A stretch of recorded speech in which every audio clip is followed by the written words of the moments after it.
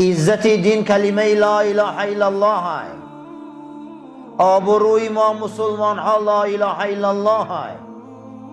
لا اله الا الله از این قرتقا برآمد، از این زبان ها برآمد، هزارها هزار خطره را جمع کرد، دریا کرد، از این دریا بحر شد، از این بحر اقیانوسا به میان آمد. امروز نامش اسلام ہے.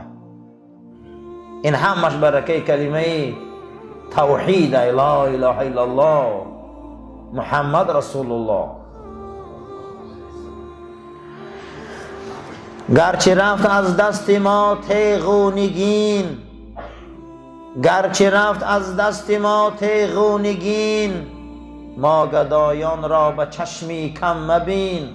حضرت علامه اقبال لاهوری در پیغام شرقش میبیاره که امروز اگه مگه از دست مسلمان ها سلطانی و سیاست و قدرت رفت، ما امروز در چشم مردم رنگ گدا میتابیم. گرچه رفت از دست ما تیغ و نگین، ما گدایان را به چشمی کم مبین. امروز ما گدا میتابیم، مگه ما این نیستیم؟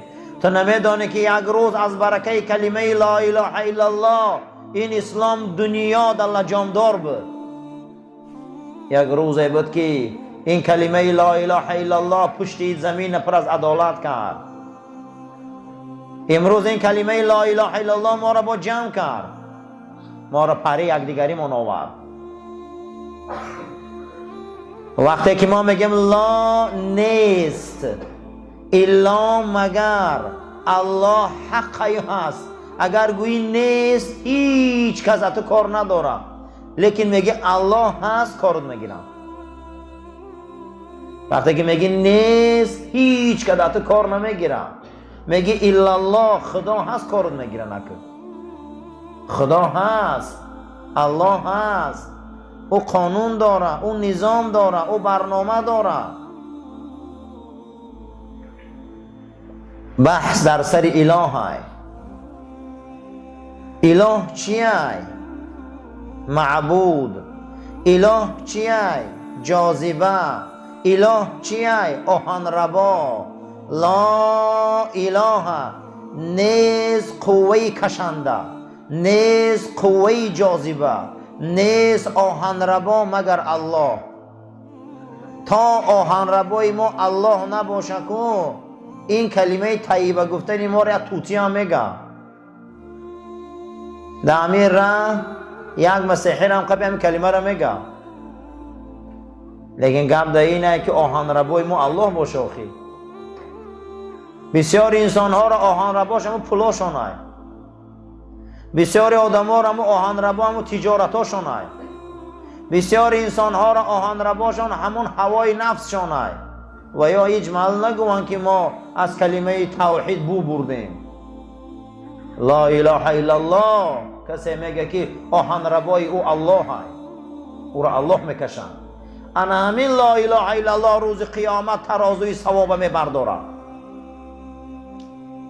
انا همین لا اله الا الله بالای قفس سینه بلال در سنگ میمونه،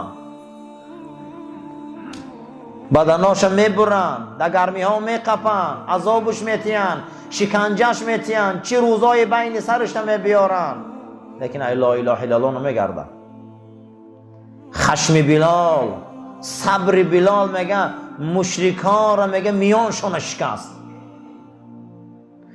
صبر بلال مشرکان را خشمگین کرد. صبر بلال امید مشرکان را شکست که با این قدر نیروشان یک اهل کلمه لا اله الا الله گو را در رمقیقشان در آوردن نتونستند. روز قیامت جناب پیغمبر حدیثی بطاقه را روایت کردند که کلمه لا اله الا الله محمد رسول الله ترازوی خدا را وزبین میکنه. اگر این دنیا را با تمام بزرگیش در او ترازو مانند نمیغنجه، او ترازوی دنیا را میغنجانه، همه ترازوی کلانه. اما لا اله الا الله محمد رسول الله مخلصانه باشه، همو ترازو را پر میکنه. ما اهل توحیدیم، ما میوه توحیدیم، ما هممان از این کلمه آب خوردیم، از این کلمه به دنیا آمدیم. اصلی دنیا همین کلمه ای. پیغمبر هیچ ای مشرکا نخواست، پیغمبر یگان چیز از مشرکا طلب نکرد، همین که گفت که لا اله الا الله محمد رسول الله گوه خلاص، من شما دا کار ندارم دیگه. این همین چه خواست، همین چه خواهش کرد. اونها پیغمبر بازارا را براش محکم کردن، تجارتا را محکم کردن، پیغمبر کعبه را براش محکم کردن، نموندن که در مکه زندگی کنه. حتی 6 سال یا 8 سال رفته در بادیه زندگی کرد. بحث چی بود؟ گو لا اله الا الله گوی. روز قیامت این لا اله الا الله ترازو را وزبین میکرده. روز قیامت این لا اله الا الله الله را خشنود میکرده. روز قیامت این لا اله الا الله ما را جنت میبرده. کسی که آخری کلمش از این دنیا لا اله الا الله محمد رسول الله گوه و انسان هم جنت میدره. روز قیامت ترازو رو وزبین میکرده. دوم حسن الخلق.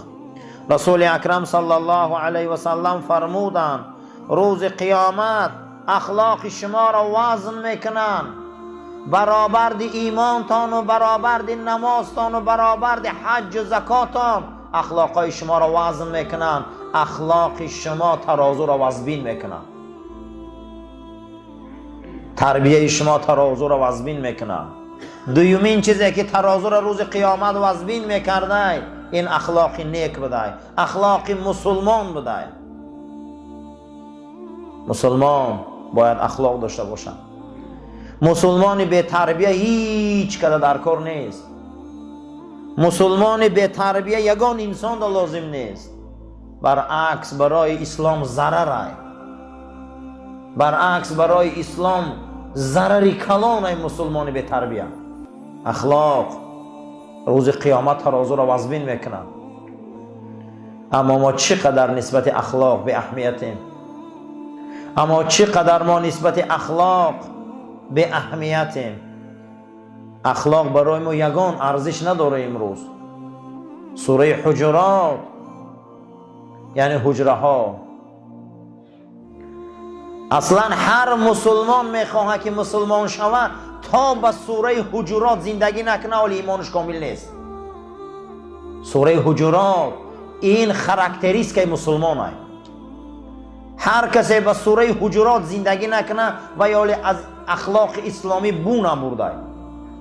مردمان می بیاین از بادیه پیش مسجد رسول اکرم صلی الله علیه و سلم، پیغمبر در درون خانه‌اش نشسته، نام این سوره میگیره حجرات، حجره ها. پیغمبر چند حجره خانه داشتن. ای بیرون داد میزنن که ای محمد، ای محمد برو این بر، برو این بر، ای محمد صلی الله علیه و سلم. با صدای بلندی بد اخلاقانشان و بی حرمتیشان آیه مبارکه قرآن سوره حجرات نازل می شود. یا ایها الذین آمنوا لا ترفعوا اصواتکم. ای مسلمان آوازاتان بلند نبراره اخی. ای آواز بلند برآوردن اگر برکت میوفت همین خر میوفت.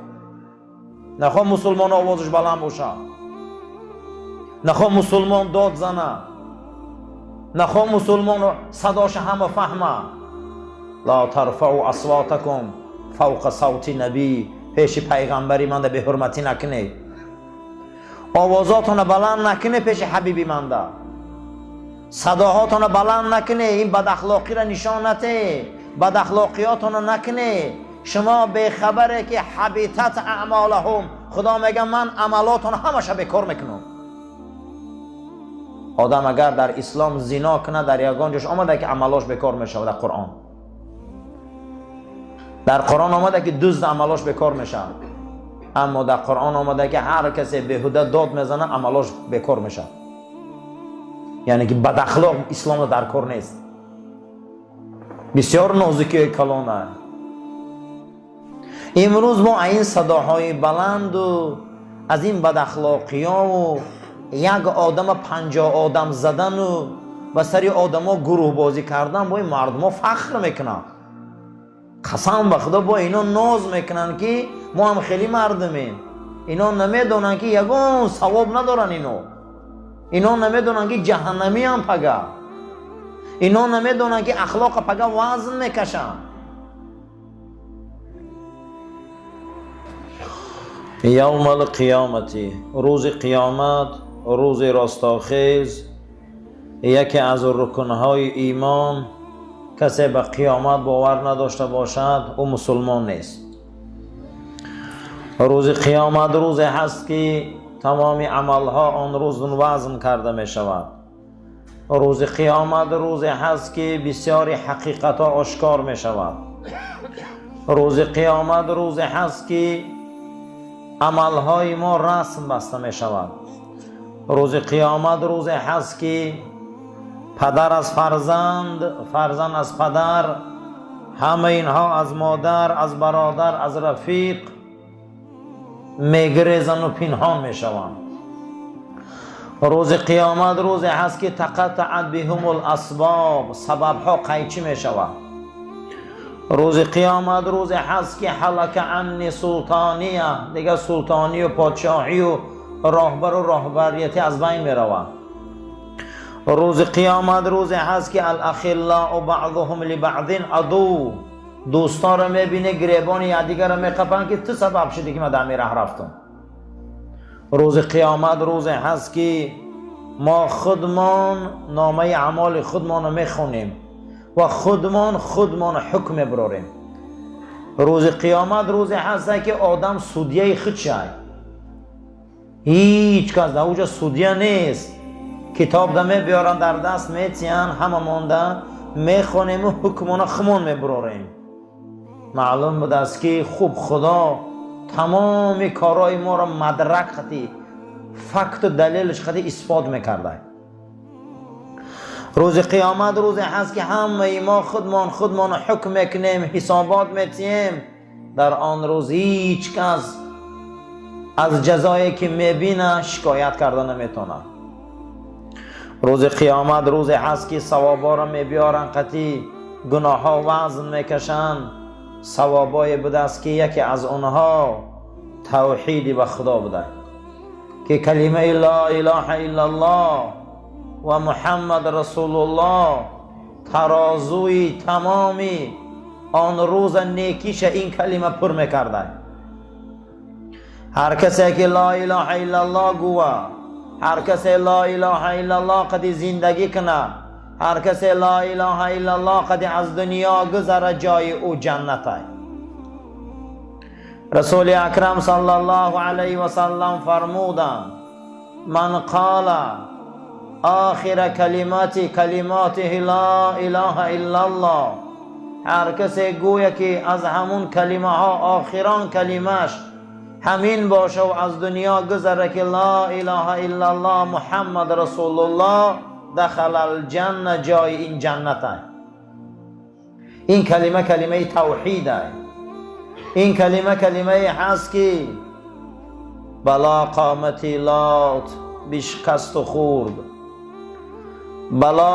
بلا قامتی لات بشکست و خورد، به اعزاز دین آب عزا ببرد، نه از لات و عزا برآورد گرد که تورات و انجیل منسوخ کرد.